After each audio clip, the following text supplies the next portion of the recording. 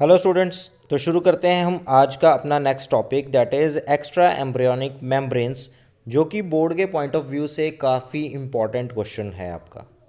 ठीक है जी। हाँ तो बच्चों हम शुरू करते हैं मेम्ब्रेन्स। तो इसमें जो सबसे पहली मेम्ब्रेन आ जाती है वो है कोरियन। जो सेकंड है that is called amnion. Third membrane जो है उसे हम एलेंटॉइस कह देते हैं।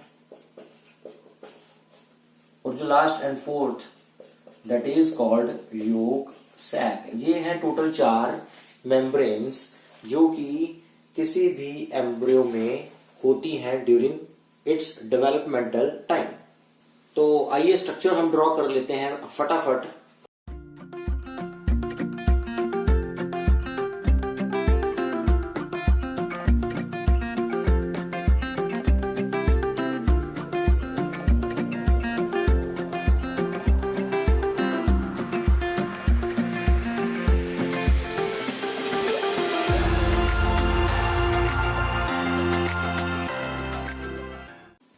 हाँ तो स्टूडेंट्स करते हैं इसकी लेबलिंग शुरू। तो सबसे पहला पार्ट है इसका ये आउटर मोस्ट लेयर कोरियन, और इसकी जो नेक्स्ट लेयर होगी, जो सेकंड लेयर है दैट इज़ ये वाली एमनियन।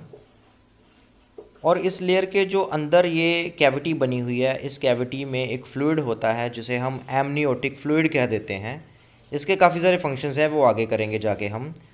और इसके बाद नेक्स्ट ये जो लेबलिंग है, ये जो पार्ट है, ये इसे हम बेसिकली एम्ब्रियोनिक डिस्क भी कह देते हैं या डेवलपिंग एम्ब्रियो कह देते हैं। और नेक्स्ट पार्ट जो है ये है गट, जो डेवलपिंग गट ऑफ एम्ब्रियो है वो है। नेक्स्ट ये है एलेंटॉइस और योक सैक। ये जो ऊपर वाला है ये है योक सैक छोटे वाला।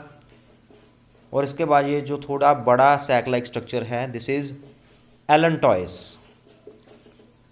और ये जो फिंगर लाइक आपको प्रोजेक्शंस दिख रही हैं these all are chorionic villi.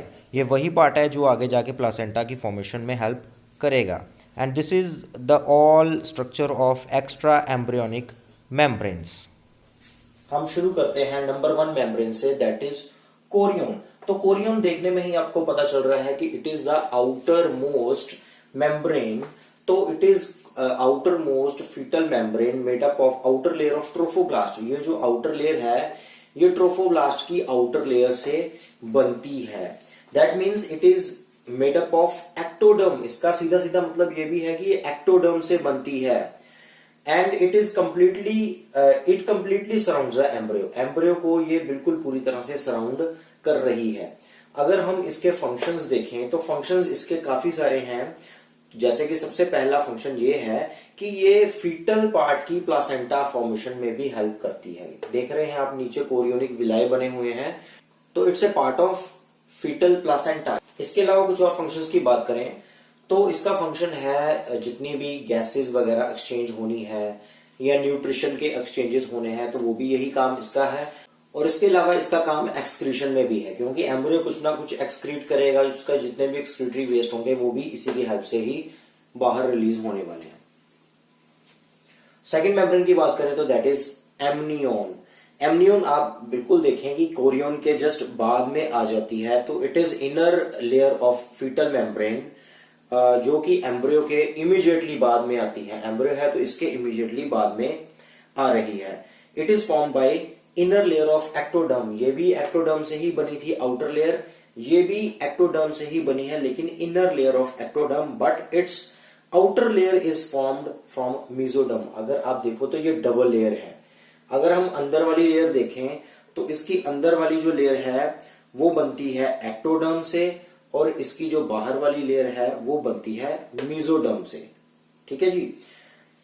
It encloses a cavity. आप देख पा रहे हो कि यहां अंदर एक कैविटी है। इस कैविटी में अंदर एमनियोटिक फ्लूइड फिल्ड रहेगा जो कि प्रोटेक्शन देता है इस डेवलपिंग एम्ब्रियो को from temperature changes, from pressure and other physical impacts. उससे भी ये इसकी प्रोटेक्शन करता है। एक चीज यहां पे मैं आपको बता दूं, आगे नेक्स्ट चैप्टर में हम जाके एक टेक्निक पढ़ेंगे that is called CVS, that is chorionic villus sampling. वो कई तरह की डायग्नोस्टिक सिचुएशंस में काम आती है। ये जो एमनियोटिक फ्लूइड है, इसे उस टेक्निक में बाहर हम सक आउट करते हैं, जिसको एनालाइज करने के बाद हम किसी डिसीजन पे पहुंचते हैं कि एम्ब्रियो जो है वो हेल्दी है या किसी प्रॉब्लम से उसे परेशानी है। थर्ड मेम्ब्रेन आ गई हमारे पास एलेंटॉइस। ठीक है जी, एलेंटॉइस की अगर हम बात करें तो it's a membrane like a small sac. अगर देखें तो एक सैक लाइक स्ट्रक्चर है इसकी, which is made up of, अगर हम इसके आउटर साइड की बात करें तो इसकी जो आउटर मेम्ब्रेन है this is made up of mesoderm, जो इनर है this is made up of endoderm. ठीक है, आउटर जो है मेसोडर्म, ये जो छोटे छोटे पॉइंट्स हैं ये ऑब्जेक्टिव में आपके काम आ सकते हैं। आउटर मेसोडर्म है, इनर एंडोडर्म है। फंक्शन इसके क्या है? फंक्शन में it forms blood vessels for placenta. अगर हम देखें कि ब्लड वेसल्स, जो प्लासेंटा है, प्लासेंटा में ब्लड वेसल्स होती हैं, जो इनिशियल ब्लड वेसल्स बनाना वो इसी का, एलेंटॉइस का ही काम होता है। जो ह्यूमन प्लासेंटा है that is chorio allantoic placenta, क्योंकि इसमें कोरियोन और एलेंटॉइस जो इकट्ठे होते हैं वो आपस में मिलके प्लासेंटा फॉर्मेशन करते हैं। तो दिस इज द रीजन कि ह्यूमन प्लासेंटा जो है that is also known as chorio allantoic placenta. Last हमारे पास आ गया है yolk sac. Yolk sac, it is a membranous lined sac develops from embryonic gut. ये बेसिकली जो है, आप योक सैक देख रहे हैं, ये एम्ब्रियोनिक गट, ये गट आ रहा है यहाँ पे, ये गट से ही ओरिजिनेट होता है। तो ये किससे बना है? It is formed outer mesoderm and inner endoderm. इसके फंक्शंस जो हैं, इसमें भी एक फ्लूइड होता है, इसमें एक क्लियर फ्लूइड इसके अंदर भरा रहता है। एंड फंक्शंस जो हैं इसके, it helps in synthesis of blood corpuscles. जो योक सैक है वो किसी भी एम्ब्रियो के जो ब्लड कॉर्पसल्स होते हैं या आरबीसीज, हम एरिथ्रोसाइट्स जितने भी कह सकते हैं, बेसिकली कॉल्ड ब्लड सेल्स जितने भी हैं, वो योक सैक का बनाना काम है। तो उसके बाद जो इसका ये जो फंक्शन है जो ब्लड कॉर्पसल्स बनाने का, that is taken up by liver.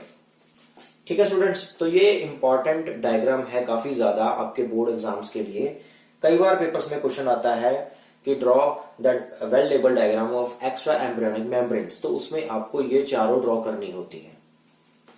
तो बच्चों, उसके बाद हमारा जो नेक्स्ट टॉपिक है दैट इज कॉल्ड प्लासेंटा। तो प्लासेंटा के बारे में आपको सबको पता है, it is a connection between fetus and mother and it has some types. दो टाइप्स होती हैं बेसिकली इसकी। एक हम इसे जो फीटल प्लासेंटा कह देते हैं, दूसरी हम मैटरनल प्लासेंटा कह देते हैं। तो इसकी जो स्ट्रक्चर है या कुछ बाकी इंपॉर्टेंट पॉइंट्स हैं वो आपको नोट्स में मिल जाएंगे। ज्यादा कुछ नहीं है इसमें समझाने वाला, थोड़ा लर्निंग पार्ट ही है इसमें। तो नेक्स्ट जो टॉपिक शुरू होता है हमारा पार्चुरेशन। पार्चुरेशन द इजी, इसका जो मीनिंग है that is called delivery of child. तो डिलीवरी ऑफ चाइल्ड जो है बेसिकली 36 वीक में स्टार्ट हो जाता है, मतलब के बाद शुरू हो जाता है। और इसमें कुछ एक्टिविटीज इन्वॉल्व होती हैं, जैसे कि पार्चुरेशन शुरू होने में कुछ हॉर्मोन्स का भी काम होता है, जैसे कि यहाँ पे सबसे ज्यादा मेन काम है ऑक्सीटोसिन का। ऑक्सीटोसिन एक ऐसा हार्मोन है जिसे हम बर्थ हार्मोन भी कह देते हैं। इस हार्मोन का काम है बेसिकली ये यूट्राइन जो मसल्स हैं उसको रिलैक्स करता है, जिसकी वजह से delivery of child that is parturition start हो जाती है। पार्चुरेशन शुरू कैसे होती है? जब एक फुली डेवलप्ड एम्ब्रियो बन जाता है तो उसके बाद एक सिग्नल प्रोड्यूस होता है, मतलब फीटस खुद ही एक सिग्नल प्रोड्यूस करेगा और इसके साथ साथ नर्वस सिस्टम भी एक सिग्नल प्रोड्यूस करेगा, जिसकी वजह से यूट्राइन कॉन्ट्रैक्शन स्टार्ट हो जाती है और इसे हम फीटल इजेक्शन रिफ्लेक्स कहते हैं। तो ये सारा प्रोसेस ऑक्सीटोसिन की हेल्प से ही होगा, जो कि कौन प्रोड्यूस करता है? Posterior lobe of pituitary gland. तो इसी का ये काम है जब पार्चुरेशन स्टार्ट होने वाली है, तो इसीलिए हम इसे बर्थ हार्मोन भी कहते हैं। और दूसरा फंक्शन जो है ऑक्सीटोसिन का that is the ejection of milk from mammary glands, क्योंकि मेमोरी ग्लैंड्स में after birth of child milk production start हो जाती है, तो उसे बाहर निकालने में भी उसकी जो मूवमेंट है उसमें भी हेल्प करता है ऑक्सीटोसिन। तो जी हाँ स्टूडेंट्स, कुछ आपको नोट्स यहाँ पे मिल जाएंगे छोटे छोटे। ऑलमोस्ट ये सारा चैप्टर कंप्लीट है, तो आई होप कि आपको ये चैप्टर काफी अच्छा समझ आया होगा प्रीवियस लेक्चर्स में भी। तो इसके बाद हम शुरू करेंगे इसकी असाइनमेंट, तो वो भी आपको मिल जाएगी। तो मिलते हैं नेक्स्ट वीडियो में। Thank you students.